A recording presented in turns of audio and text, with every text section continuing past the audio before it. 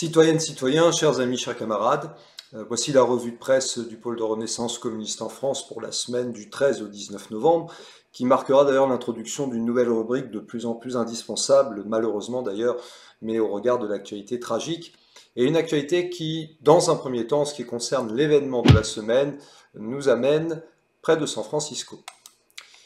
Puisque l'événement de la semaine, c'est la rencontre entre Joe Biden et Xi Jinping, qui a eu lieu le mercredi 15 novembre, en marge du sommet de l'APEC. En anglais, on dit APEC, en français, c'est la coopération économique Asie-Pacifique. Et une coopération à propos de laquelle France 24 précise que les deux chefs d'État souhaitent montrer que la rivalité entre leurs deux pays reste sous contrôle. Et France 24 de préciser que le président américain Joe Biden a résumé en une phrase l'enjeu de sa rencontre mercredi 15 novembre avec le président chinois.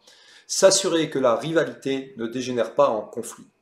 Tandis que Xi Jinping a mis en garde contre les conséquences insupportables d'une confrontation entre les deux superpuissances. Et le président chinois a ajouté que la planète est assez grande pour que nos deux pays prospèrent, alors que la rivalité dans les domaines économiques, technologiques, stratégiques et militaires bat son plein. D'ailleurs, France 24, toujours, précisait déjà fin mars 2023 que la Chambre des représentants des États-Unis a adopté à l'unanimité une loi visant à priver la Chine de son statut de pays en voie de développement. De quoi rendre furieux Pékin, qui ne veut pas apparaître comme un pays dit riche, pour des raisons à la fois économiques et géopolitiques. Bon, disons que cette rencontre ne met pas fin à toutes les tensions. Mais il est aussi vrai qu'il n'est pas dans l'intérêt des États-Unis, ni d'ailleurs de la Chine populaire, que l'affrontement dégénère en guerre. Non seulement parce que la Chine n'a pas l'ambition, alors du moins pour le moment, mais certainement pour longtemps d'ailleurs, d'être le nouveau gendarme du monde à la place des États-Unis. Et rappelons d'ailleurs que c'est pour ces derniers l'ambition majeure est de conserver leur hégémonie mondiale, et que, d'autre part, il faut avoir ça en compte, les États-Unis comptent sur la Chine pour financer leur immense déficit commercial. Les Américains ont un déficit commercial, rappelons-le, de 1000 milliards de dollars, ce qui était le chiffre de 2022. Mais de plus, précisons que la Chine populaire cherche avant tout à sécuriser sa sphère d'influence prioritaire autour de ses frontières maritimes et terrestres. Et ce, face à l'incontestable encerclement que réalisent les États-Unis via leurs bases militaires, via les 5e et 7e flottes qui stationnent respectivement dans l'océan Indien et dans le Pacifique asiatique, et via leurs multiples bases militaires et alliances qui vont du Pakistan au Japon, en passant par l'Australie ou la Corée du Sud, sans même parler de Taïwan. Autant de sujets qui, d'ailleurs, sont sans cesse entretenus dans le fond par les États-Unis, quand on pense à Taïwan, à Hong Kong ou à d'autres, car ceux-ci sont inquiets de voir la montée de la Chine populaire et son influence croissante. Que l'on pense à l'élargissement récent des BRICS, y compris d'ailleurs à des pays réactionnaires comme l'Arabie Saoudite ou les Émirats Arabes Unis, ou bien sûr que l'on songe également à l'essor de l'Organisation de coopération de Shanghai, OCS, née en 2001, l'année même d'ailleurs d'entrée de la Chine dans l'OMC, et une OCS qui comprend entre autres la Russie, l'Inde, le Pakistan ou encore l'Iran. Certes, cet entretien visait à détendre l'atmosphère, mais il ne faut pas perdre de vue que derrière cet apaisement relatif se poursuit la grande bascule géopolitique croissante du monde vers l'Indo-Pacifique. Et que ceci est inacceptable malgré tout pour les États-Unis et pour leurs alliés serviles comme la Macronie. D'autant plus si jamais, eh bien, ce sont eux qui poussaient à une logique de confrontation belliciste face à la montée de la flotte chinoise en particulier. Le chiffre de la semaine à présent, 500 000. 500 000 euros.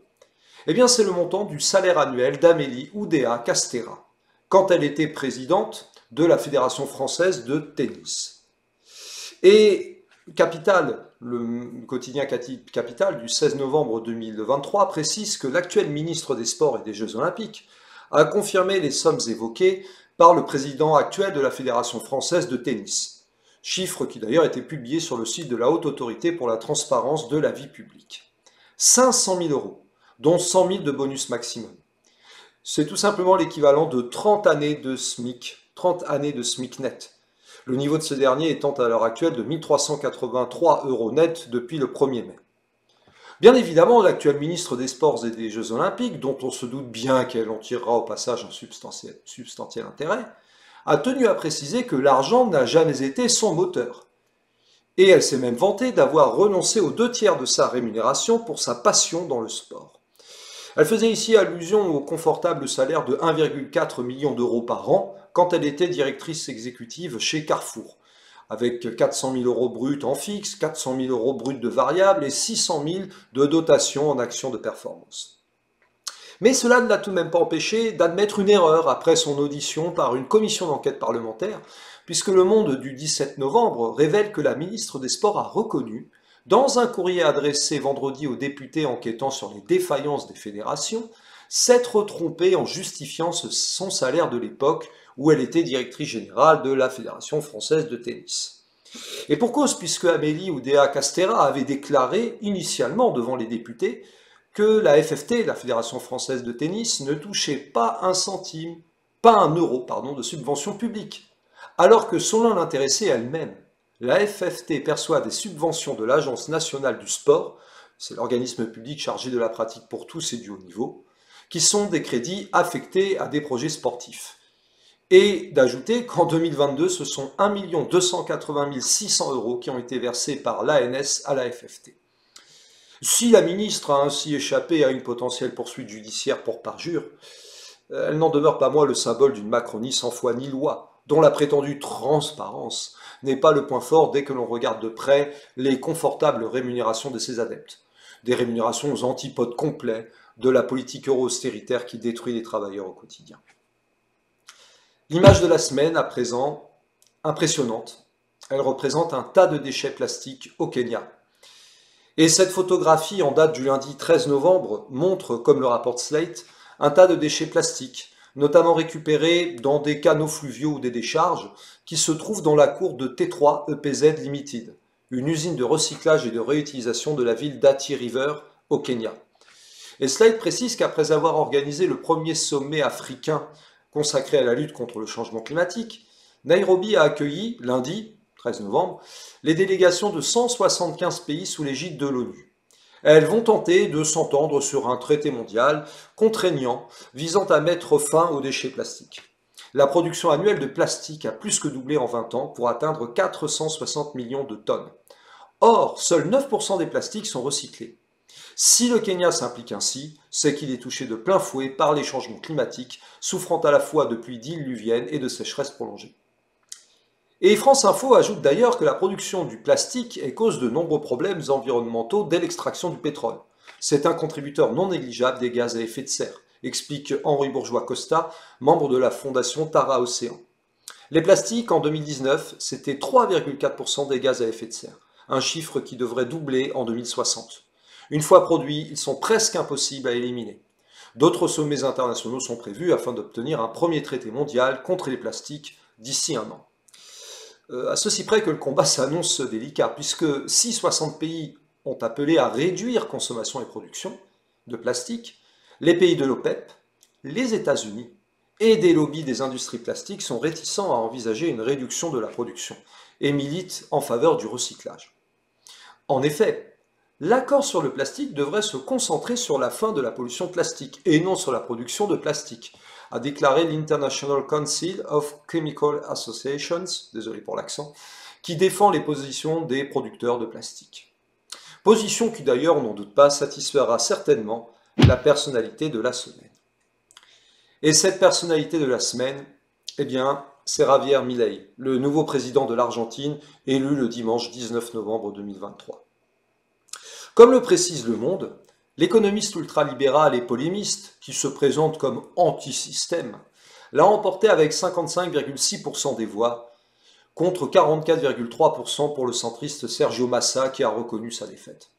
Alors notons quand même que pour Le Monde, Sergio Massa est un centriste. Ce centriste, rappelons-le, a accompagné l'ancien président Mauricio Macri, le Macron argentin, au forum de Davos pendant le mandat de ce dernier, pendant le mandat de Macri entre 2015 et 2019. Et en tant que ministre de l'économie, du développement productif et de l'agriculture à partir de fin juillet 2022, ce même Sergio Massa, comme le précisait déjà RFI à l'été 2022, a présenté une série de mesures qui vont toutes dans le même sens, la réduction des dépenses publiques, de l'émission monétaire et du déficit budgétaire, qui devrait être limité à 2,5% du PIB à la fin de l'année 2022, comme le demande le FMI. Priorité pour l'Argentine si le gouvernement veut faire baisser l'inflation selon la majorité des économistes.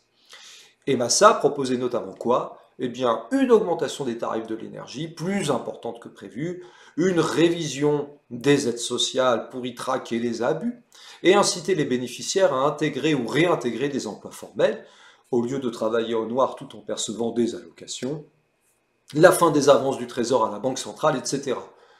Sans le dire, un véritable plan d'austérité auquel les péronistes n'auraient pas souscrit jusqu'ici, car Massa l'a fait dans le cadre, effectivement, d'un gouvernement de type péroniste. De ce point de vue, la victoire de Javier Milei, le Trump argentin qui d'ailleurs a reçu les félicitations de son mentor états-unien et de Jair Bolsonaro, ne surprendra pas.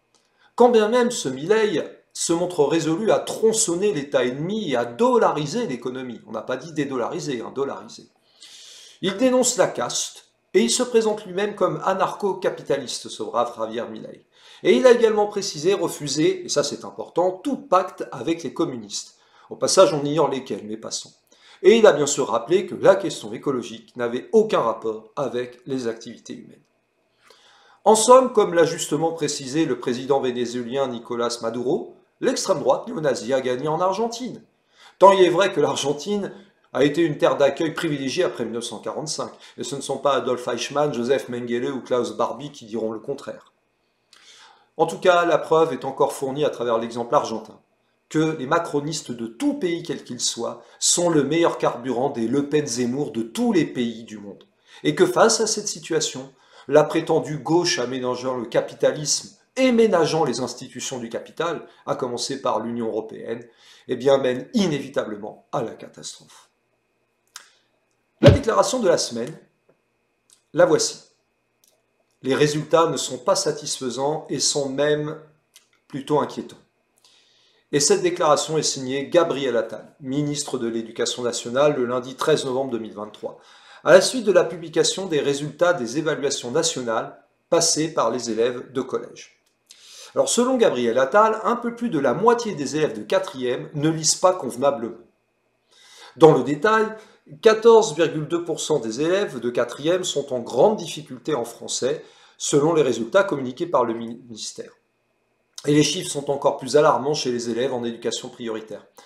38,6% des élèves de REP+, et 27,2% des élèves de REP, ça veut dire réseau éducation prioritaire, sont en grande difficulté en France. Un résultat inévitable, tant la politique macroniste, faisant suite à des décennies de redémantèlement de l'éducation nationale, a fait exploser les inégalités, ce que d'ailleurs Attal concède lui-même en s'inquiétant du niveau des 4e. Et il est vrai que le français et les mathématiques ont été progressivement détruits, jusqu'au lycée. Rappelons d'ailleurs que, dans le cadre des mathématiques, eh bien, celles-ci avaient été tout simplement supprimées du tronc commun au lycée jusqu'à leur réintroduction à base de 1h30 par semaine pour cette rentrée 2023. Un pansement sur une jambe de bois que fustigeait en février 2023 Claire Piolti-Lamorte, présidente de l'Association des professeurs de mathématiques de l'enseignement public.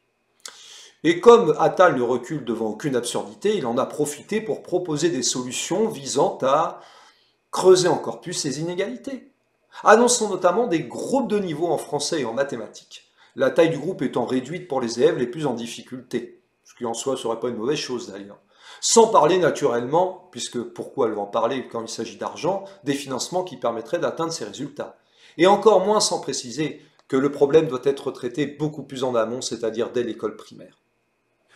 Mais peut-on espérer autre chose de la part d'un Macronat qui a mis en place, il faut le rappeler, les établissements publics locaux d'enseignement international, où les cours sont prodigués en anglais dès l'âge de 6 ans, et des EPI qui sont financés par des dons et legs privés, ainsi que des dons et des legs de l'Union européenne.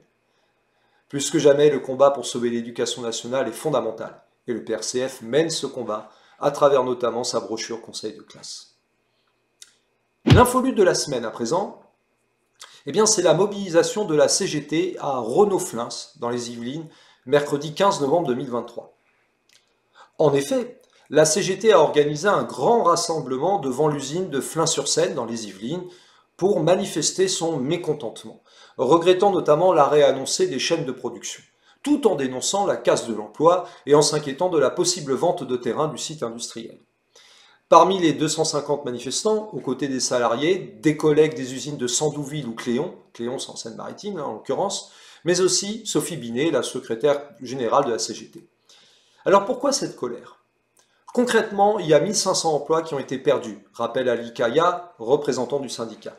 Et il y a une fonte des effectifs. Deux autres dangers planent sur nos têtes. Renault se sépare d'activité et la mise en place de la nouvelle convention collective va se traduire par des régressions au niveau des salaires et des classifications. Et d'ailleurs, le site actu.fr précise que Renault-Flin comptait à son apogée plus de 20 000 salariés et n'emploie plus aujourd'hui que 2400 personnes sur le site yvelinois, dont 1850 en CDI. Et si la direction vient d'annoncer l'embauche de 150 salariés en CDI d'ici 2026, cela ne suffit pas pour Ali Kaya, puisque d'ici 3 ans, les effectifs vont continuer à baisser entre les départs, les mutations, les licenciements. C'est mathématique. On pense que Renault va continuer à fabriquer des voitures. Il faut que ces fabrications permettent le maintien de l'emploi. Et il faut répartir ces emplois de façon que personne ne perde son travail. Vœu pieux. La baisse est d'autant plus inévitable que, et même si ni la CGT Métallurgie ni la direction confédérale ne le mentionnent, eh bien Renault œuvre dans le cadre de la prétendue concurrence libre et non faussée qu'a mis en place la mortifère Union européenne. Et le résultat, c'est que cela pousse à la baisse des coûts de production et à la délocalisation croissante de la production. À l'image déjà d'une annonce qui avait été effectuée le 13 décembre 2021, puisqu'à l'époque, la direction de Renault avait annoncé qu'elle comptait implanter en Roumanie et en Espagne un certain nombre d'activités liées aux moteurs hybrides et thermiques rechargeables, localisées aujourd'hui sur le site de l'Hardy dans l'Essonne, ce qui concerne quand même 2400 salariés, dont la moitié de sous-traitants. Raison de plus, encore une fois, pour combattre l'eurodestruction du produire en France, en boycottant massivement le scrutin européiste du 9 juin prochain. Une nouvelle rubrique, nous vous l'avons annoncé, la voici, eh bien c'est l'info-facho, parce que malheureusement les actes fascistes se multiplient dans ce pays. Et l'info-facho de la semaine, eh bien c'est la tentative d'égorgement d'un jardinier. Puisque Libération nous apprend que Mourad, jardinier de 29 ans, a reçu un coup de cutter à la gorge vendredi 17 novembre à Villecrène, dans le Val-de-Marne. Le suspect, un septuagénaire, avait proféré des insultes racistes à son encontre. Alors que s'est-il passé ce vendredi 17 novembre? Mourad et ses deux collègues d'une entreprise de jardinage sont surpris par des coups de klaxon en provenance de l'impasse devant laquelle ils travaillent. La camionnette de l'entrepreneur de 29 ans, à la tête d'une société d'entretien d'espaces verts, bloque la Citroën C4 du suspect, qui ne peut sortir du domicile de sa fille. Énervé, ce dernier martèle son klaxon avant de sortir de son véhicule. « Oh, je suis chez moi, les bourricots !» lance ce septuagénaire à l'encontre des travailleurs. « Les bougnoules, je suis chez moi, alors tu dégages !» vocifère-t-il ensuite à l'encontre de Mourad, selon la bande de vidéosurveillance que Mediapart a publiée. La Libération précise au passage que si le suspect a été rapidement interpellé, il n'a pas été jugé en comparution immédiate et son procès a été renvoyé à l'année prochaine. Alors il est vrai que le contexte est propice à l'explosion du racisme anti-arabe, ou aussi du racisme anti-musulman, quitte à instrumentaliser la guerre en terre palestinienne comme le fait à satiété l'extrême droite lepéno-zémourienne. Puisque rappelons que Éric Zemmour lui-même avait déclaré, quand il s'était rendu en Israël, qu'il y était pour défendre la sienne, civilisation judéo-chrétienne. Et d'ailleurs, une précédente revue de presse du PRCF l'avait signalé. Mais notons que de toute façon, le Macronat et les LR font de même, puisque rappelons qu'ils avaient organisé une marche civique contre l'antisémitisme, à laquelle participait l'extrême droite antisémite. Cette dernière ne risque pas, on s'en doute, de marcher contre les actes anti-arabes et anti-musulmans qui sont en pleine explosion. Pas plus d'ailleurs que le Macronat ou les LR, qui s'alignent toujours plus sur les discours de haine du RN et de reconquête. L'Union européenne au quotidien, et bien pour cette semaine, c'est la relance des relations entre l'Union européenne et la Suisse. Une relance qui s'effectue à l'occasion d'une visite d'Emmanuel Macron en Suisse, comme le rapporte le quotidien La Croix du 15 novembre, puisque le président français se rend à Berne et Lausanne, les mercredis 15 et jeudi 16 novembre, pour plaider en faveur d'un redémarrage des négociations avec l'Union européenne. Au menu, un possible accord cadre destiné à raffermir les relations entre les deux parties. Le journal précise que la Confédération suisse entretient une relation à la fois étroite et compliquée avec l'UE. Elle a signé une multitude d'accords bilatéraux avec Bruxelles qui lui permettent de bénéficier d'un grand nombre de politiques européennes, et on s'en doute en particulier pour la totale liberté de circulation des capitaux. Mais ces accords, qui datent du début des années 2000, ont figé la relation et laissent de côté de nombreux dossiers. Or, il se trouve que la Confédération a tout de même entamé en 2014 des discussions avec l'Union européenne, afin de définir un accord cadre qui permettrait une reprise automatique par la Suisse de l'acquis communautaire. Un tel accord aurait l'avantage de faire évoluer la relation au même rythme que l'UE, et donc d'arrimer la Suisse au reste du continent. La discussion a abouti en 2021 à un projet de texte, mais la Suisse a brusquement décidé d'enterrer l'accord au grand agacement de Bruxelles. Le Conseil fédéral redoutait, semble-t-il, selon la Croix, que ce texte n'obtienne pas le soutien des électeurs lors d'un référendum, une étape obligatoire en Suisse pour entériner un tel accord. Oui, parce qu'en France, ça fait très longtemps que ce n'est plus une étape obligatoire. Pour la Confédération, la question du rapprochement avec l'UE est un sujet sensible. Les Suisses craignent de perdre leur souveraineté. Tiens donc. Ils redoutent notamment l'arrivée massive de travailleurs acceptant des salaires plus bas et une éventuelle perte d'indépendance de leur système judiciaire. Alors, pour que cet accord éventuellement existe un jour, encore faudra-t-il convaincre la gauche suisse et les travailleurs de Suisse, pays qui jusqu'à présent a refusé d'intégrer la funeste et prétendue construction européenne. Donc c'est pas gagné, parce que ça nécessite forcément un référendum. Signalons d'ailleurs que lorsqu'un référendum a lieu en Suisse ou au Royaume-Uni, son résultat est respecté. Ce n'est pas le cas dans tous les pays. En tout cas, preuve en est une fois de plus que Macron, quant à lui, est le meilleur VRP, non pas de la France, il n'en a rien à secouer. Il ne s'intéresse que, bien sûr, au capitalisme français, mais surtout le meilleur VRP de l'UE du capital, qu'il souhaite piloter comme arme de destruction massive contre les travailleurs de France et contre toutes les conquêtes sociales. Raison de plus pour massivement boycotter le scrutin européiste le 9 juin 2024. L'actualité idéologique culturelle, enfin, pour finir. Un peu de douceur, espérons-nous du moins, un concert de musique. Mais c'est un concert de musique néo-nazi qui s'est tenu à Saint-Quentin-Fallavier, près de Lyon, le samedi 18 novembre 2023. Le Figaro indique que le concert rock anti-wokisme s'est déroulé à Saint-Quentin-Fallavier, à une demi-heure au sud-est de Lyon, dans le nord de l'Isère. Pourtant, les préfectures du Rhône et de l'Isère avaient adopté samedi des arrêtés pour l'interdire dans les deux départements, afin de prévenir les troubles à l'ordre public. Et le quotidien de préciser que le concert, dont les organisateurs participent assidûment au réseau de promotion de musique néo-nazie, pourrait donner lieu à des propos incitant à la haine raciale et à l'apologie des crimes commis par les nazis durant la Seconde Guerre mondiale, notamment la Shoah. Or, d'après le Dauphiné libéré, de 200 à 300 personnes ont tout de même assisté à l'événement dans un restaurant loué pour des soirées privées le week-end. Son gérant a assuré au journal avoir été piégé et a condamné dans le contenu la forme ou la fréquentation le concert. Un autre article du Figaro précise que parmi les groupes invités figure Bunker 84, dont les chansons font explicitement référence au Troisième Reich, avec des titres comme Mein Kampf et Nacht und Nebel, Nuit et brouillard, ou encore KKK. Le groupe Fraction, connu pour avoir eu Philippe Vardon, élu RN à Nice, dans ses rangs, est également invité. La mention White Lives Matter sur le flyer du concert laisse peu de place au doute quant aux positions des autres groupes, tels que Skin Prost, Choc Frontal ou Boots and Creepers. On appréciera au passage la défense de la langue française. Bon, tout sauf une surprise. Quand on sait que les courants néo-nazis investissent beaucoup dans le sport et dans la musique pour diffuser leurs idées. Déjà en septembre 2019, le Figaro rapportait que 3 dirigeants et un sympathisant du groupuscule néo-nazi Blood and Honor Hexagone, encore une fois en anglais d'ailleurs, ont été renvoyés devant le tribunal correctionnel de Marseille pour participation à un groupe de combat.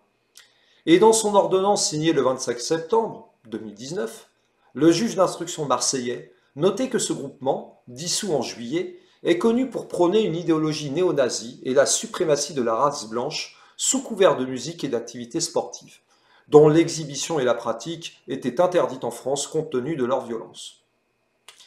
Vous voyez bien la nécessité donc de poursuivre le combat pour une nouvelle hégémonie culturelle progressiste, face à cette fascisation, cette eurofascisation toujours plus décomplexée. Et c'est ce que fait le PRCF, notamment à travers cette revue de presse que nous vous invitons bien entendu à regarder, à diffuser massivement sur les réseaux sociaux, sur Facebook, sur Twitter, sur Instagram, sur TikTok. Bien entendu en allant chercher l'information à la source, c'est-à-dire sur le site Initiative communiste, et en vous abonnant au journal Initiative communiste et à la revue théorique Étincelle. Parce que le combat pour la bataille de l'hégémonie culturelle est un long combat, un combat difficile, et qui chaque jour démontre malgré tout que les idées du PRCF sont plus que jamais d'actualité. Nous comptons sur vous pour nous rejoindre, camarades. Le combat continue.